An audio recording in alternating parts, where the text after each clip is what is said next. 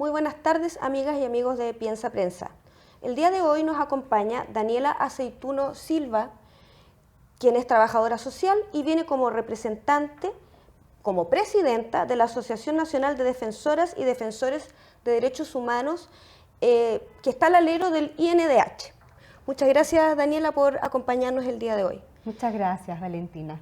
Quisiéramos saber en qué consiste esta asociación que tú representas. Si nos puedes contar un poco de su historia, por qué surgió. Sí, la Asociación Nacional de Defensoras y Defensores de Derechos Humanos es una de las organizaciones sindicales que tenemos al interior del Instituto Nacional y que también está integrada no solo por trabajadores y trabajadoras de este organismo, sino también del Comité para la Prevención de la Tortura.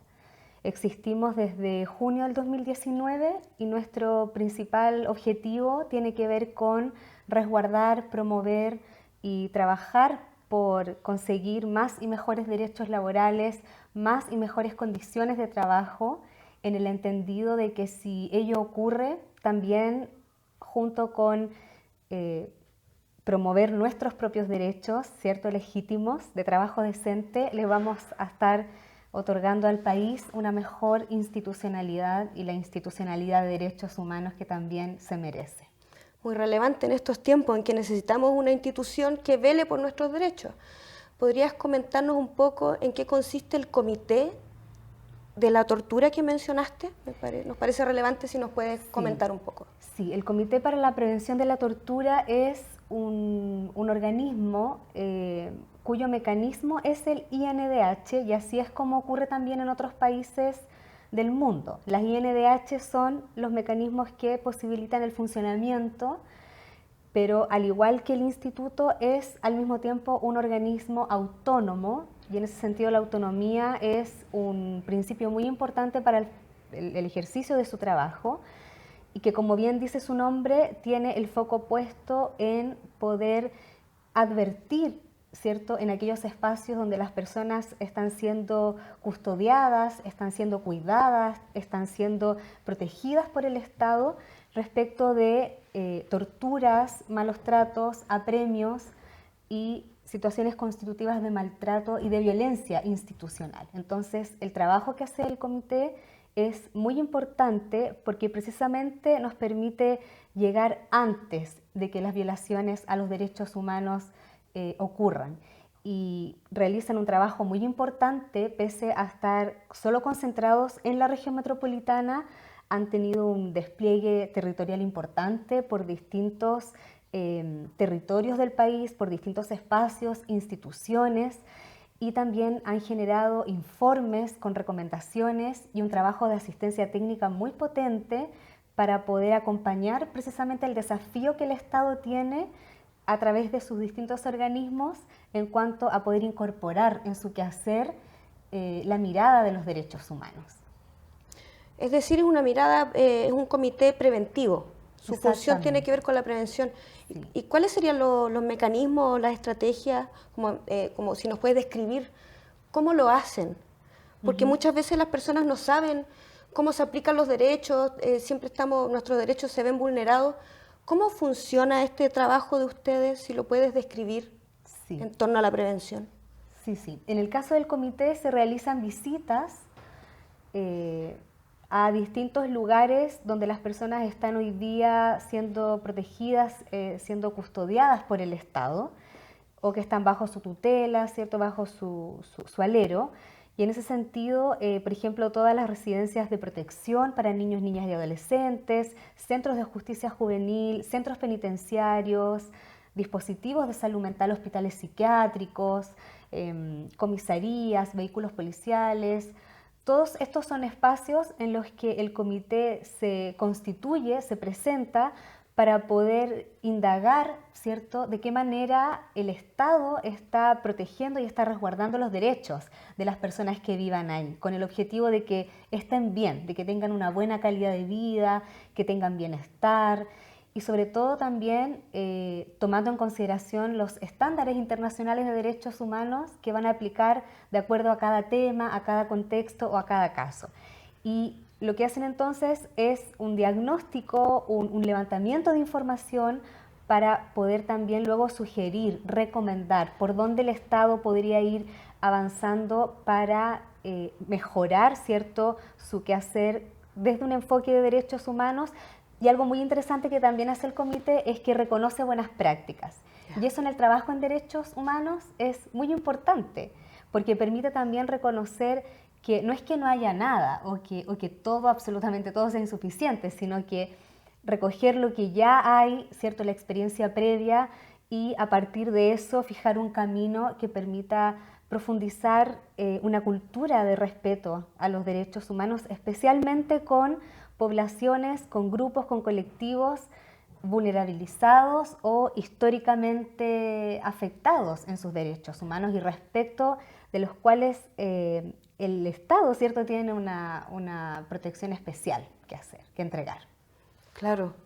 Qué importante lo que señalas, porque efectivamente tiene que haber un diagnóstico y luego para poder hacer recomendaciones, esta línea de diagnosticar los problemas y de cómo se pueden ir afrontando. Una pregunta, ¿el comité funciona de manera autónoma o es parte del Instituto de Derechos Humanos? Sí, el comité es un organismo autónomo, al igual que el INDH, solo que el INDH opera como el mecanismo que permite la puesta en escena o el funcionamiento del comité. Y así como el comité tiene, por ejemplo, el énfasis de su mandato, porque es un organismo creado por ley, al igual que el INDH, en la prevención, el Instituto Nacional de Derechos Humanos tiene su énfasis, el énfasis de su trabajo tiene que ver con la protección y la promoción de los derechos humanos. Entonces, así como el mecanismo es, el comité, ¿cierto?, es un organismo que pone énfasis en la prevención, el INDH más bien es un organismo receptor de esas denuncias, cuando ya las violaciones a los derechos humanos están ocurriendo, están pasando en los territorios, en los espacios, le están afectando la vida a las personas. Claro, y si esta institución es algo sólido que permita una cultura, como tú bien decías, de derechos humanos, que permita que esto permanezca en el tiempo. Entrando de lleno al INDH, ¿nos podrías comentar un poquito de su historia y cuál es su función? El INDH es un organismo creado por una ley, que es la 20.405, que yo invito también siempre a poder leer, y que tiene 14 años de vida y responde a un proceso a nivel regional bien interesante, porque en el año 1993 hubo una convención en Viena donde se acordó que los países iban a generar institutos nacionales de derechos humanos. Por ejemplo, en el caso de otros países, también contamos con organismos que tienen el nombre de ombudsman, ombudsperson, comisiones de derechos humanos. Tienen distintos nombres y distintos mandatos, pero generalmente vinculados a la protección y a la promoción de los derechos humanos. Entonces, son organismos relativamente nuevos y en el caso de Chile contamos con esta institucionalidad de derechos humanos que además obedece a una recomendación que el Estado asumió tras la generación, por ejemplo, del informe RETIC en el año 1990, cuando el Estado de Chile reconoció que hubo violaciones masivas, sistemáticas e institucionalizadas a los derechos humanos. Y a partir de eso surge la recomendación que luego también el informe de la Comisión Walech lo recoge, al igual que en el caso del informe RETIC. Por lo tanto, esta idea de dotar una institucionalidad que se haga cargo de colaborar con ese proceso de construir una cultura de derechos humanos es parte de la memoria institucional y es parte, diría yo, de la razón de ser y del sentido de nuestro trabajo. Daniela, vamos a una pequeña pausa y retomamos esta interesante conversación.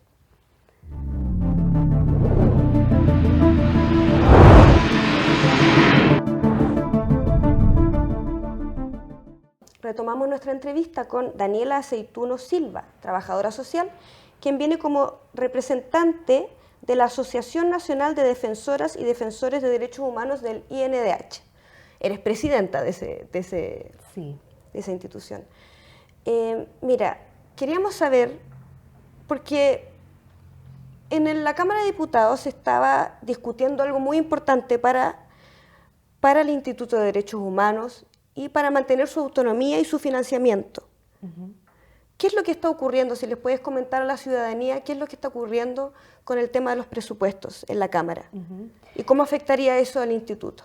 Sí, lo que pasó es que hace aproximadamente una semana atrás, el Poder Ejecutivo no introdujo la partida presupuestaria para efectos de poder ser discutida en la Cámara de Diputados, el presupuesto del INDH para el próximo año. Y eso generó que la situación entonces ya no fuese discutida o tramitada en esa instancia y pasó directamente a la Cámara del Senado, que es donde hoy día está siendo debatida. Y esa situación, digamos, estamos en una posición de alerta como trabajadores y trabajadoras de la ANDED, porque nos preocupa, digamos, que haya sucedido eso, no entendemos por qué pasó, no sabemos a qué obedeció esto, si fue un olvido, si fue una acción intencionada, no tenemos esa información, entonces nos parece que ahí también hay una responsabilidad institucional, ¿no?, del Estado en su conjunto y también de los actores en particular que tendrían que haber hecho ciertas cosas y no las hicieron, y que pone precisamente en peligro la institucionalidad que el propio Estado se ha dado para la protección y la promoción de los derechos humanos, que además es un organismo creado por ley y que responde a los compromisos internacionales en la materia y las recomendaciones que ya generaron sus informes en materia de verdad, justicia, reparación y garantías de no repetición. Entonces, la verdad es que es una situación inédita y es una situación grave también, porque desestabiliza de alguna manera y fragiliza la institucionalidad que el propio Estado se ha dado. Al parecer esto es irregular porque si tú señalas que tiene que haber una indicación, ¿por qué de igual manera pasó a la Cámara del Senado? ¿Qué es lo que sucede ahí? Lo que pasa es que ese es el procedimiento administrativo que se sigue. Cuando una materia no va a ser abordada en esta primera instancia, pasa a la segunda. Por ejemplo, si hoy día no tenemos aprobado el presupuesto en la Cámara del Senado, se vuelve a la comisión mixta. ¿Ya? Y de esa manera la discusión tardaría aproximadamente una semana más. Es lo que se piensa, ¿no?, que pudiera suceder.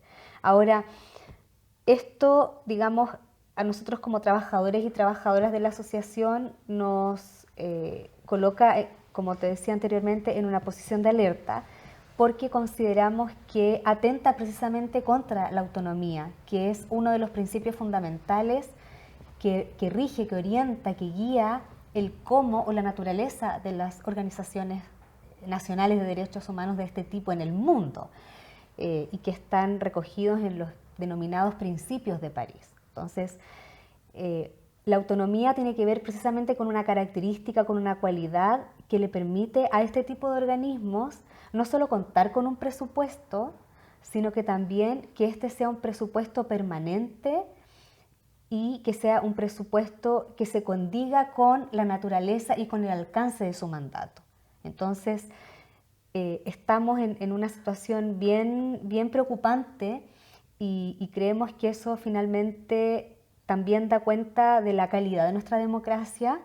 Creemos que es una expresión de cómo hoy día estamos en ese sentido como país y nuestro rol, nuestro ímpetu como trabajadores y trabajadoras es resguardar legítimamente hoy día el que es nuestro espacio de trabajo, pero también poner énfasis en cómo la institucionalidad de derechos humanos en el marco de estos procesos de discusión presupuestaria debiera tender más bien hacia cómo potenciarla, cómo dotarla de un mandato cada vez más robusto para que el país y la sociedad toda pueda contar con una cada vez mejor efectiva protección y promoción de sus derechos, porque además el Instituto Nacional de Derechos Humanos responde al interés que tiene el Estado de promover y proteger los derechos humanos, no siendo tarea única de este instituto el hacer eso.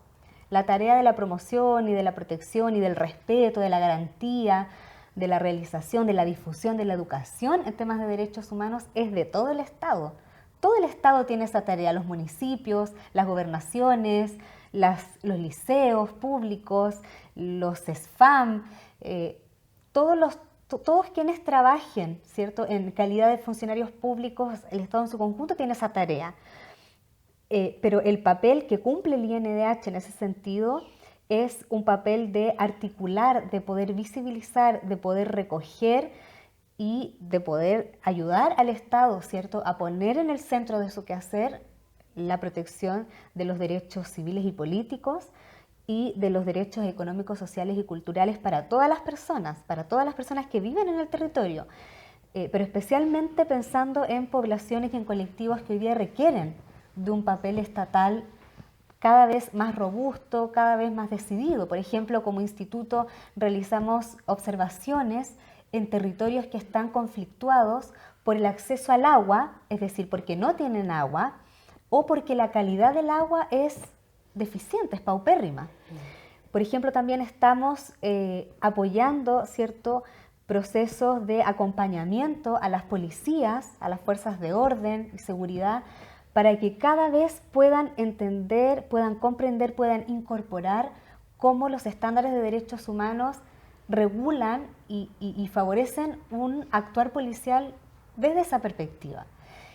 Por ejemplo, también estamos visitando distintos espacios donde las personas están siendo protegidas por el Estado o están siendo custodiadas por el Estado, y ahí también advertimos, ¿cierto?, de qué manera se pueden introducir mejoras para que esas instituciones funcionen de mejor manera. También hacemos un trabajo de acompañamiento, de recepción de denuncias con víctimas, con personas que son afectadas en sus derechos, y hay un trabajo judicial que se despliega y que muchas veces a lo mejor es lo que más se conoce, pero también es un trabajo muy significativo, muy importante lo que hacen todos nuestros compañeros y compañeras abogados y abogadas, porque cada caso, cada situación obedece a una complejidad tremenda, a un despliegue profesional interdisciplinario también, y respecto de procesos que son largos, donde no siempre los sistemas de justicia colaboran en esto que llamamos la debida diligencia,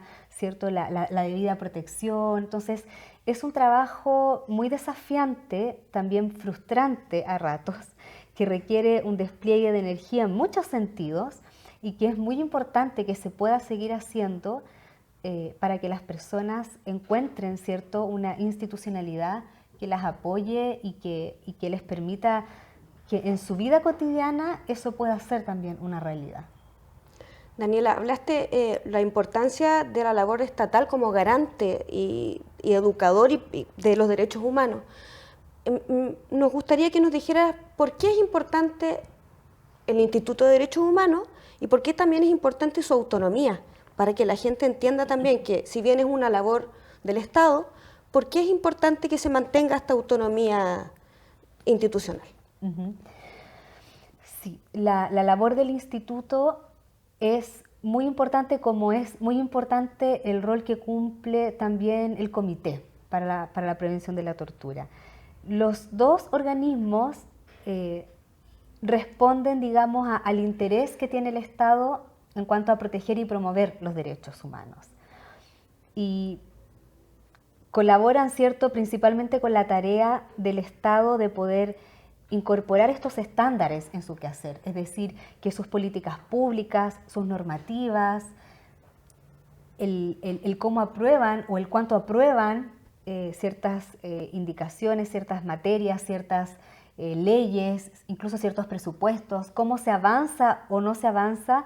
En eso el Instituto también ha tenido un papel muy importante de seguimiento legislativo, de asistencia técnica, de promoción y sobre todo también en el ámbito de la educación en derechos humanos, de la difusión de los derechos, para que, por ejemplo, la ciudadanía conozca cuáles son sus derechos, cómo y dónde exigirlos, qué pasa si un derecho humano se ve afectado, dónde, a quién recurro, y también para que los y las funcionarios públicos sepan ¿qué es lo que tienen que resguardar? Porque muchas veces, ¿cierto?, se plantean estas grandes consignas de que el Estado es un sujeto obligado en materia de derechos humanos. Pero bueno, ¿eso qué implica?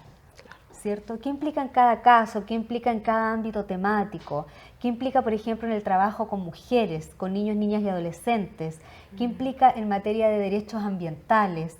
¿Qué implica, por ejemplo, en relación con personas que están privadas de libertad? ¿O qué implica con respecto, por ejemplo, al derecho a la salud, con respecto al derecho a la vivienda? O sea, es muy importante que los funcionarios y funcionarias tengan esa información, tengan incorporados esos elementos también en su quehacer, y en eso el Instituto también ha cumplido una tarea importante que también alcanza, diría yo, a las organizaciones de la sociedad civil. Que para nosotras, ¿cierto?, como trabajadores y como trabajadoras siempre representa un vínculo muy importante, porque son las organizaciones de la sociedad civil las que impulsaron la creación de la institucionalidad de derechos humanos. Entonces, el poder contar con ellas, el poder reconocer sus experiencias, sus saberes, que incluso implican mucho más tiempo del propio tiempo de trabajo o de la propia experiencia de trabajo del instituto, siempre va a ser muy, muy relevante también. Entonces, estamos ahí con todo ese mandato para poder seguir colaborando y para poder seguir aportando en todo aquello que más podamos hacer para ir logrando, ¿cierto?, progresivamente que el país sea un país cada vez más respetuoso de las diferencias, donde no hayan grupos, ¿cierto?, que por sus características personales, que por sus maneras de pensar, que por la forma en cómo han decidido vivir, o que incluso por la posición socioeconómica que tienen o por el lugar donde viven, experimenten la discriminación. Son todas temáticas que a todos y a todas nos debieran interesar, porque los derechos humanos no están solo referidos en tratados, en normas, en declaraciones, que es regularmente la aproximación que hemos tenido, ¿cierto? Cuando aprendemos qué son los derechos humanos en el colegio, se nos enseña, bueno, la Declaración Universal de Derechos Humanos. Pero acá es cómo también traer esos derechos a la vida cotidiana de todos y de todas. Por eso es que es tan importante lo que hoy día pasa y es tan complejo. Muchas gracias, Daniela, por destacar eso. Para nosotros es muy importante poderle transmitir a la ciudadanía la importancia de esta institucionalidad y que esperemos que el presupuesto no esté en peligro para poder mantener esa autonomía y, como tú bien decías, poder resguardar esta cultura de los derechos humanos, que es algo que permanezca. Muchas gracias por venir, te dejamos invitada para que vengas cuando quieras y nos comentes cómo va todo este proceso en el Senado. Muchas gracias a ustedes también por darnos un espacio como trabajadores y trabajadoras, por permitirnos también hacer oír nuestra voz, por poder poner nuestra voz, porque nosotros y nosotras somos parte de los equipos de trabajo, tanto de las unidades como de las oficinas regionales, que estamos en contacto todos los días con el mandato del instituto. Justamente esa es nuestra labor comunicacional también. Muchas gracias, amigas y amigos. Síganos en todas nuestras redes y vean nuestras entrevistas. Hasta pronto.